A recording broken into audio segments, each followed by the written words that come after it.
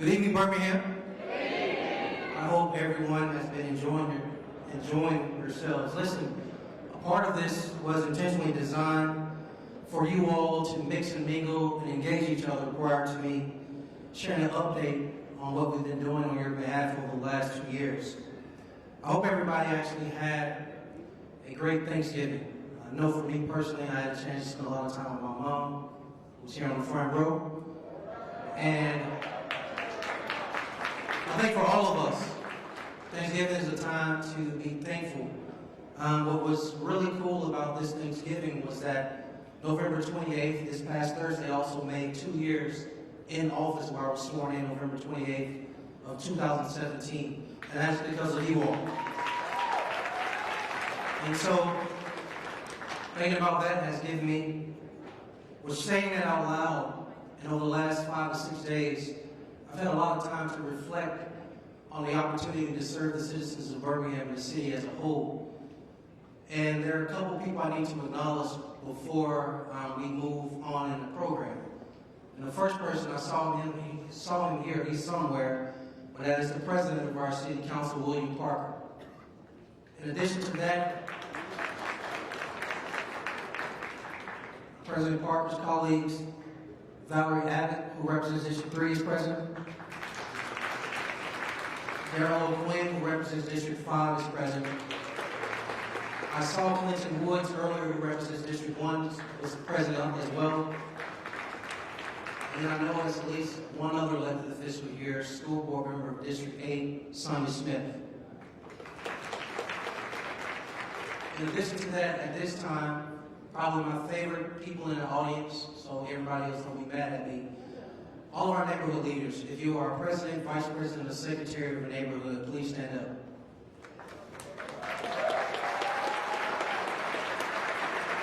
Y'all give these people a round of applause for all the work they do on our behalf every single day in the city. Thank you.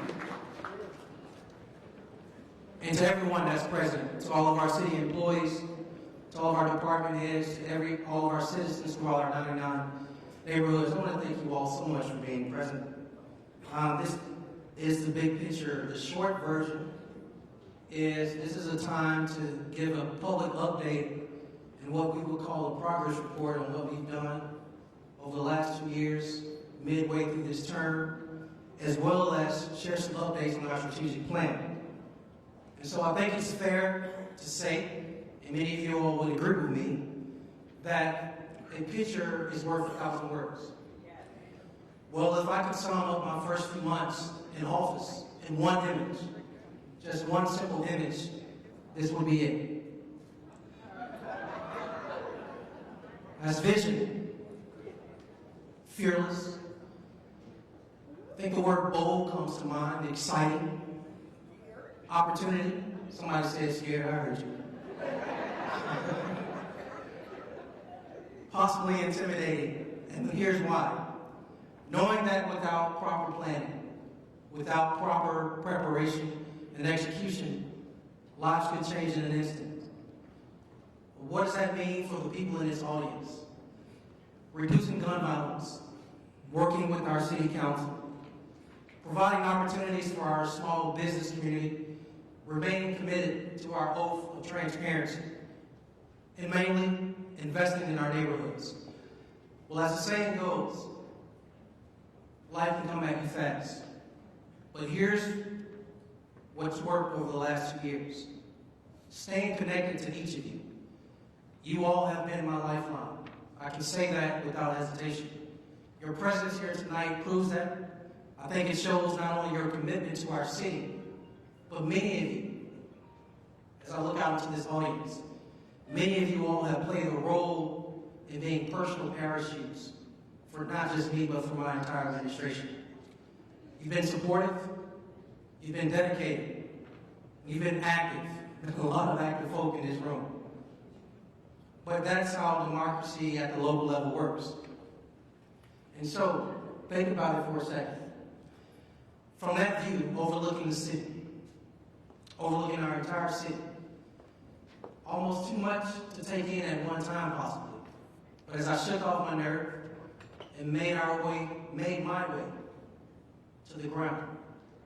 I can say without a doubt, nothing's too big for the city of Birmingham. Our city is starving for greatness, and all of you all make up the recipe for that greatness.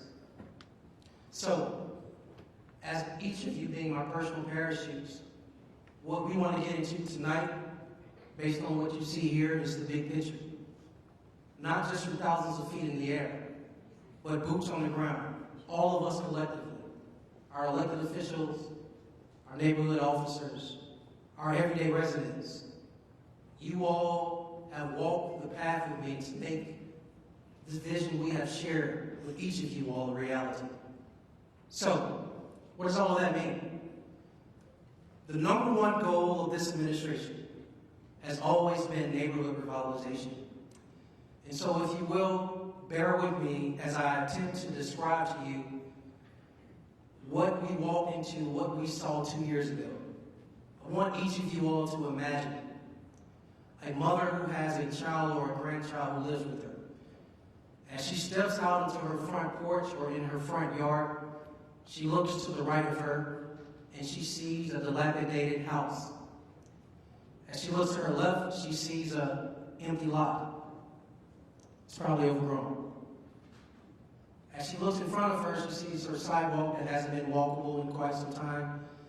And it's a street she's been complaining about for many, many years that has too many potholes and hasn't been paved.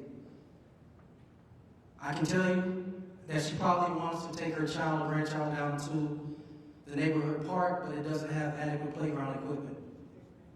And as it's becoming dark, she has to hurry home because the street light doesn't work.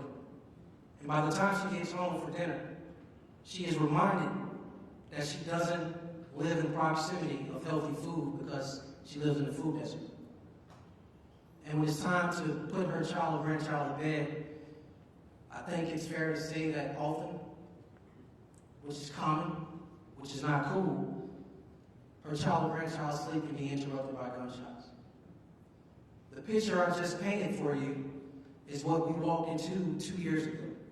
So I think it's important that I share with you and lay out what we've done to address those issues over the last 2 years.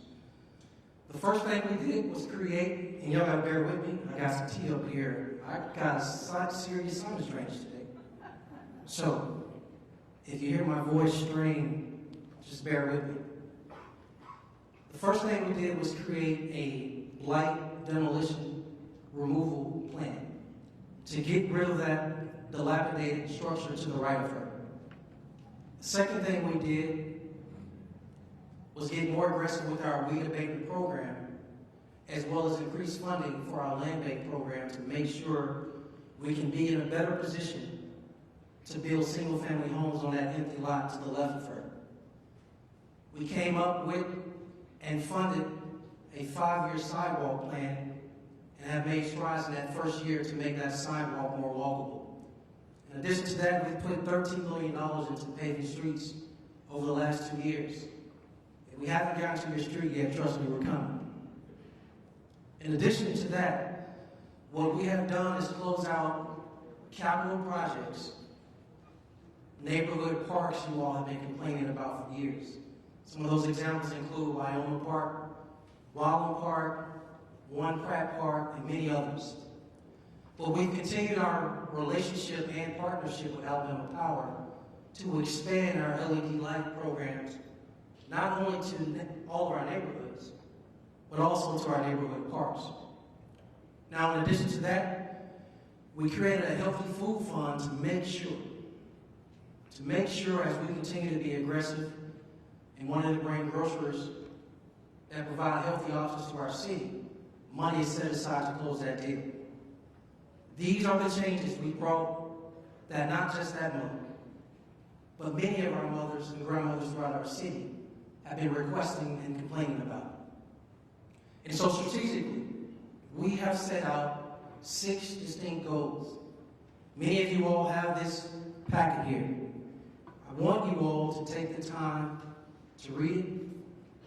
I really do. I can't go through everything tonight, but I do want to highlight some of the things we've laid out over the course of 2 years in our strategic plan. And so the first thing that we talk about in this strategic plan is a healthy, thriving, and diverse neighborhood. That same mother I spoke to earlier, all she wants is to feel pride for where she lives. How many of y'all want to feel the same thing? That's everybody in.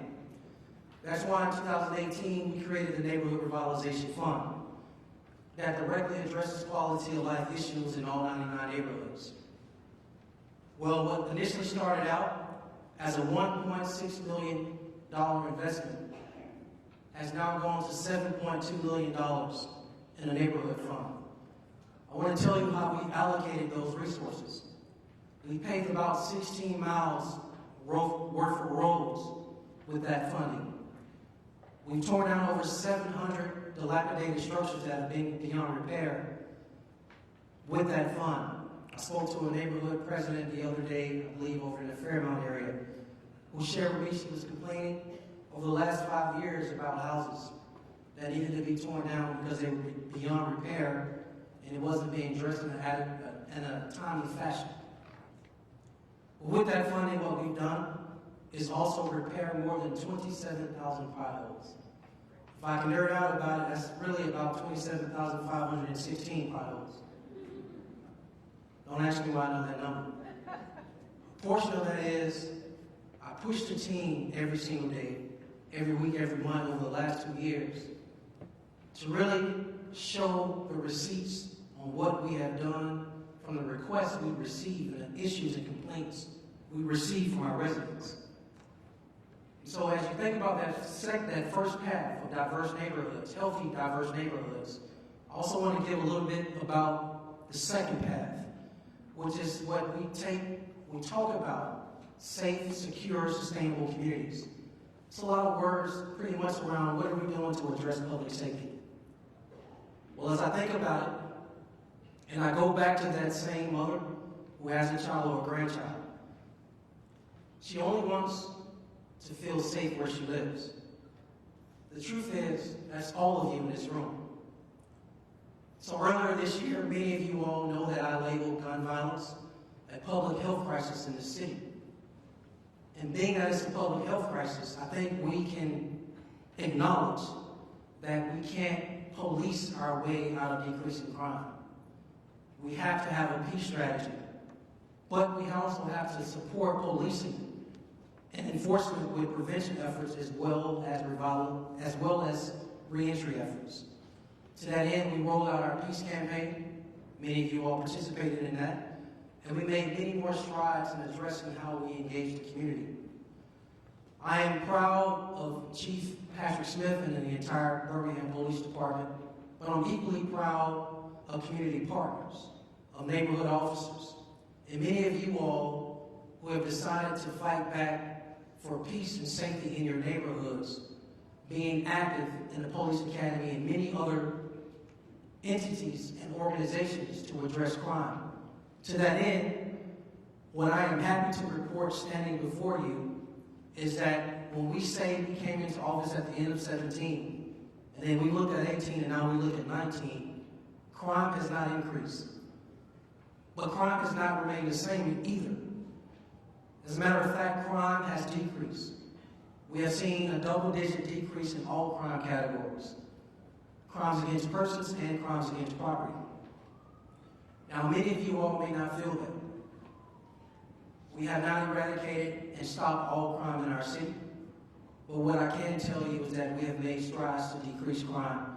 And not just our police department, but I really have to acknowledge you all, and you should acknowledge yourselves, on the efforts you've taken to take back your neighborhoods. So,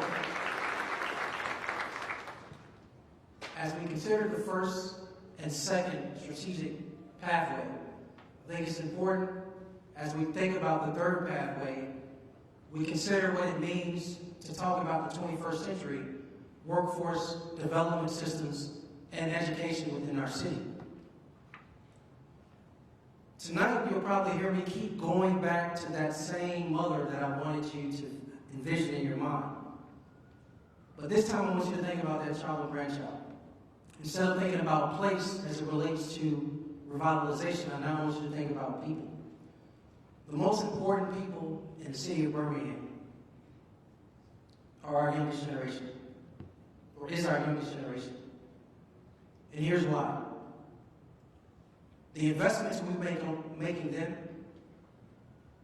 will change the city of Birmingham forever for the positive. And so it's important as we think about this strategic path, we think about one word, and that is opportunity. What opportunities are we providing our young people? So that's why we came up with the Birmingham Promise. Many of you all have heard about it. Many of you all are excited about it. But I want to reiterate it to those who may have not heard about it or don't know about it. It has two parts. The first commitment is that for our scholars who finish high school, can attend any in-state 2-year or 4-year public university or college, a last dollar program, free tuition. The second part, and the second commitment, which is equally important, is an apprenticeship program that allows our young people to leave high school early, to receive credit hours, but also be attached to an employer where they have a passion and interest in, whether it's their career academy program, career technical education program they're tied to, or a dual enrollment program. Young people from the employer make $750, and the city of Birmingham matches that $750. Now, I don't know about any of y'all in this audience who are now adults, but I don't remember any of us making $15 an hour as juniors and seniors in high school. So this is a big deal, and this is something that we as adults must do for our young people if we are going to change Birmingham and provide opportunities for them. But I want you all to know it does not stop there.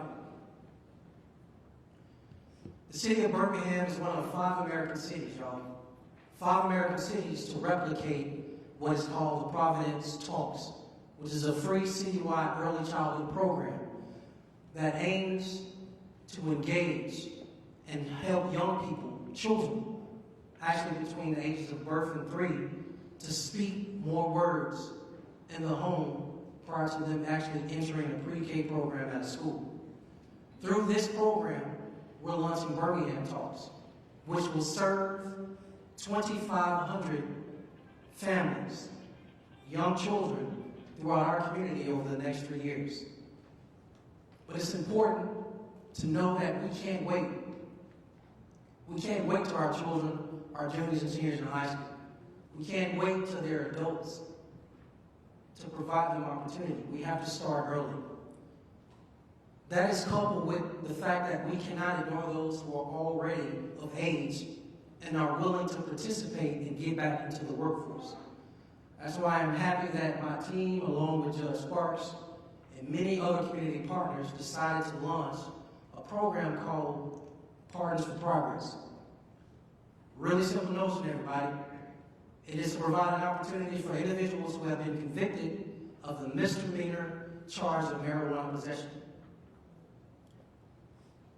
Here's why we did it. Like you, I believe in reconciliation. But I also believe, as I stated earlier, in providing opportunity. And there are far too many men and there are far too many women in this city that deserve second chances. And if the city of Birmingham can participate in helping people to provide a second chance and give a second chance, then the oath I took, we will make sure that happens. And so we talked about the first 3 paths. Bear with me because I have 3 more to give you some snippets on. The 4th path speaks to an innovative and an inclusive economy that is supported and shared and served by all of us in this city, not just in this room. Now, again, going back to that same mother who's standing on her porch, she has a lot of pride for her city because she can acknowledge the rich heritage that is the city of Birmingham. But I am also confident that she knows in order for Birmingham to be and remain competitive, we must grow and become very supportive in how we engage our small businesses and our small business owners. And so I am happy about the growth our city has experienced over the last 2 years, which also includes putting over 4,000 Birmingham residents back to work. That's a big deal. But I'm also happy to say that the city of Birmingham back in 2018 was awarded a Smart Cities grant. This Smart Cities Readiness Grant touched on 3 things: social equity, being more competitive, and environmental wins. And we have a whole lot more environmental justice and sustainability issues to address over the next 2 years. But we've laid the groundwork and the foundation to address these environmental issues in our city. A lot of that work has been followed up by our 22-member Small Business Council. As a matter of fact, if you're here, any of the members of that business council, please stand so I can acknowledge you. Any of them. Oh, y'all in the front?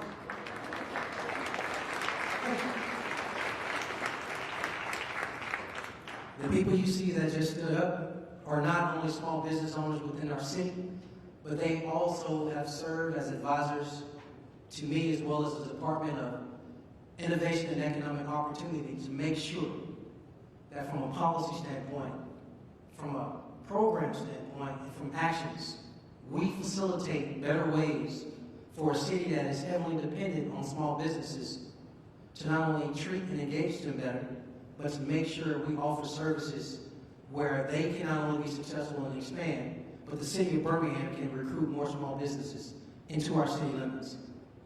Now, just a couple of months ago, with the help of our city council that you see present, we approved Inslee District Developers LLC to engage in what we as an administration has defined as our #1 small business district to engage of all 26, and that is downtown Inslee. Do I have any Inslee residents here tonight? All right, I see a couple in the front. These folk have been complaining, but they've also been hoping for some action in their small business district. And I am happy to say that the groundwork has been laid, and over the next 2 years, we will see something totally different in downtown Inslee. But that doesn't just go for downtown Inslee. The city of Birmingham has to make a commitment to all of our small business districts. Now, going back to some of our small businesses, they've complained about the city of Birmingham should thrust itself into the 21st century. Many other cities in America, you have the option to renew your business license online. I am happy to say that we have joined that cohort. For some of you, that may not seem like a big deal, but trust me, never does a small business owner want to close their doors in the middle of operation because the city of Birmingham is only open from 8 a.m. to 5 p.m. to renew their business license. We have to provide more efficient ways for them. So that's a point that I'm very excited about, and I want to thank the Small Business Council for participating in that process. As I look out into this room, and I've had the opportunity to meet many young dreamers in the form of young black girls and black women who have a dream, have a passion, who want to open a business. The city of Birmingham needs to just call it out and say it, mean it, and deliver on it for us to be a hub for women and minority-owned businesses and do what is necessary for them to be successful. And so, with the team in place, economic development, under Dr. Josh Carpenter, I am proud of the strides they've made, but we have a long way to go. With that, I want to move to the next path. And that is the 5th path, which is a highly effective people first, smart government. I know that's a lot of words, but here's what it means. All the things we want to do for each of y'all. None of that works if you don't make the necessary investments in your employees. The City of Birmingham employees are our front line who are responsible for providing every service I just named to you. And I am happy that I've been in the trenches with them over the last 2 years because this is not an island sport. The over 3,000 plus employees we have wake up every single day and go to bat for this city every single day in providing customer service, in being more efficient, and being more effective. All of us believe in transparency and holding ourselves accountable to make sure we deliver the services that we're supposed to on behalf of our employees. But we still owe our employees many other things. We have to find ways to increase our COLA. We have to find more ways to make sure that longevity not only comes back to our employees, but stays in place.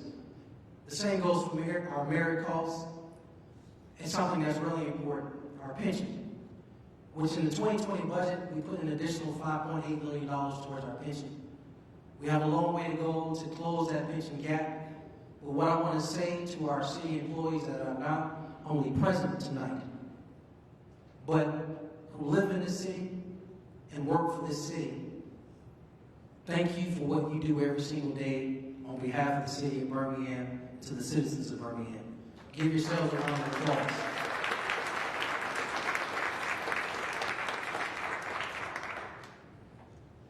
It is also important to me, though, very, very important, that we have remained connected to the residents we serve.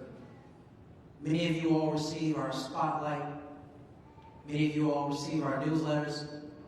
Many of you all have checked out some of our social media pages and our emails, and many other forms of communication with our residents.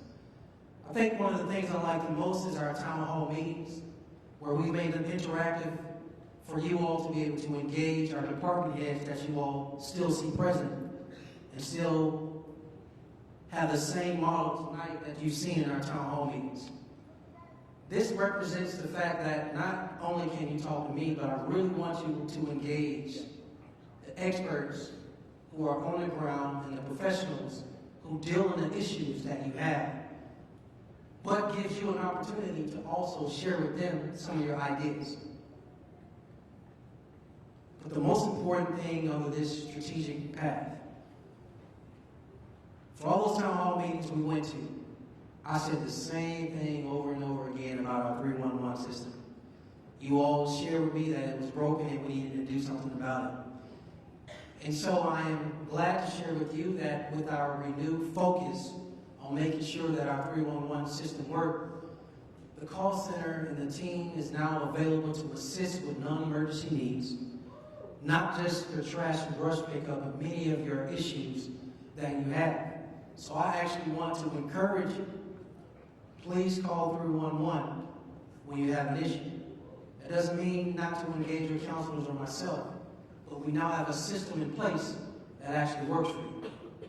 The bottom line is we're committed to making this system work for our residents because it's the system not only that you deserve, but it's the 311 system that all of you all need. And so that brings me to my last strategic path that speaks to a global legacy here in the city of Birmingham.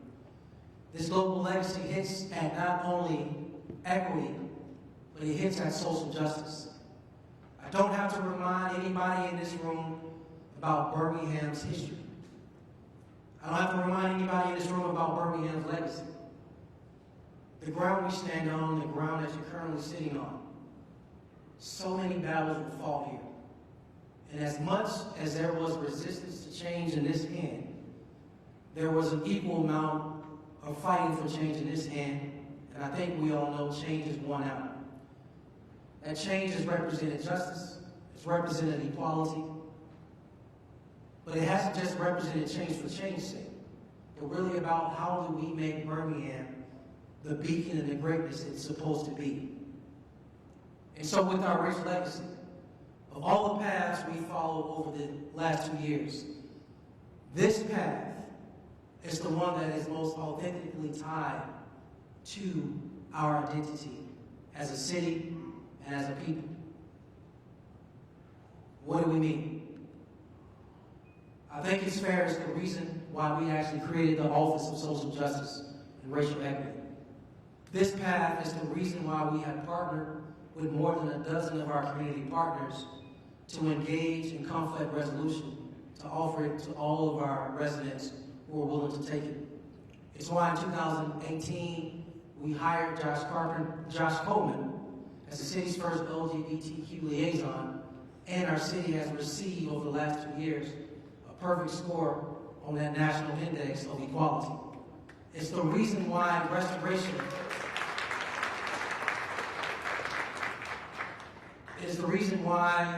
the restoration of the historic A.G. Gaston Motel is a priority to this administration.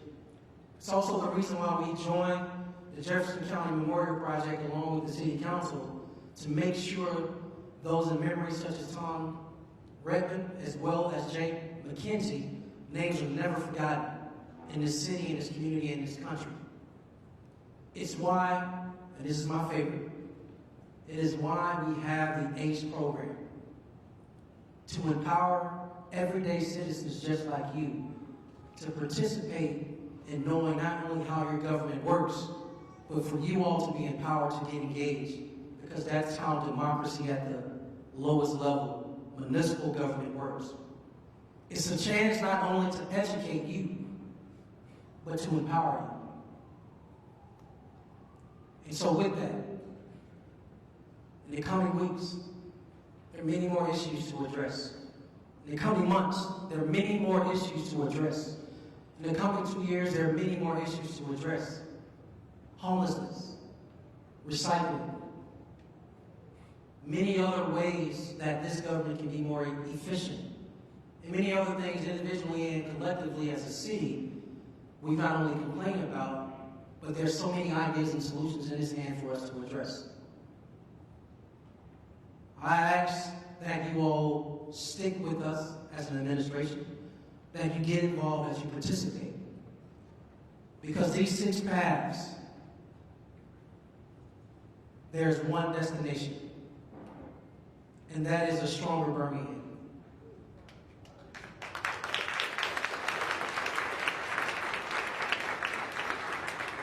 Now, before I close out, I think it's fair to say that everything over the last 2 years hasn't been smooth. Just this year alone, with the overwhelming amount of grief some of this city has had to deal with. The death of Mayor Larry Langford, Sergeant Latasha Carter, Camille Cupcake McKinney, and so many others, y'all, that have pulled on our heartstrings, that have caused many of us in this room to cry, to mourn, not only for that family, but for our community, for loss, but for them, for their families. And the truth is, for you and your families, and all in attendance tonight, and for our city as a whole. And even going back to that mother who has a child or grandchild that I described earlier.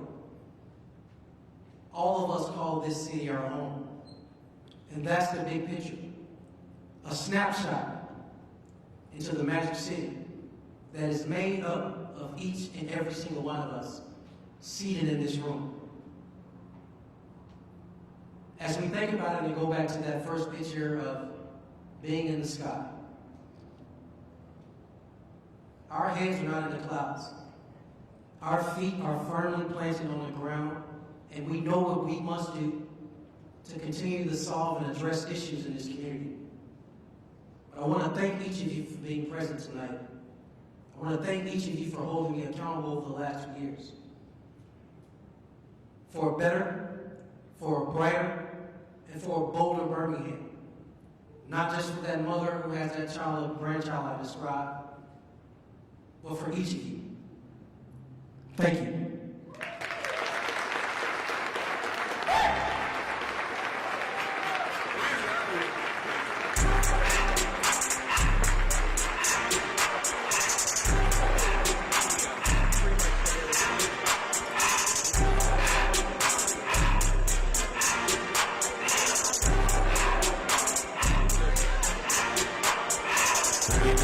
I love when it's hot. Top of the city, I broke up the night. Got some more money that keep me a knot. I created history.